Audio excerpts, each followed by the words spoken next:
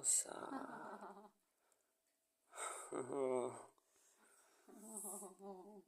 Still not 100% effective, but very long. And this is what happens when an Asiatic wildcat gets near human civilization and finds a tabby to mate with.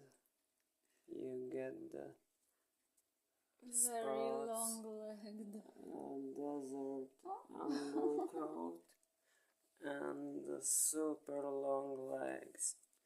And she's a killing machine. She has a reflex of a Chinese ping pong player, and she can catch a bird mid-flight. Like, she's lying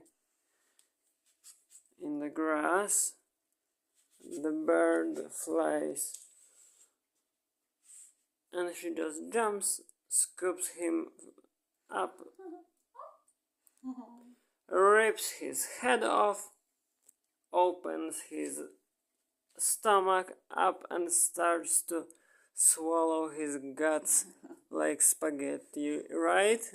You're a monster. And don't forget what she did with the chipmunk. Oh, The squirrel, I mean. Yeah, we don't have chipmunks. Only left Yeah, because the tail is like bone and fluff. But who knows if it was hair or feeling, because they both like to scale trees. And they are both ambush predators. She prefers birds because she has super long legs and she can jump high as fuck. And Phil is more of a mouse cat person. But they both eat them fast. She doesn't even crunch them up. She swallows them right as they go. killing machine. Yeah, that's an ultimate killing machine.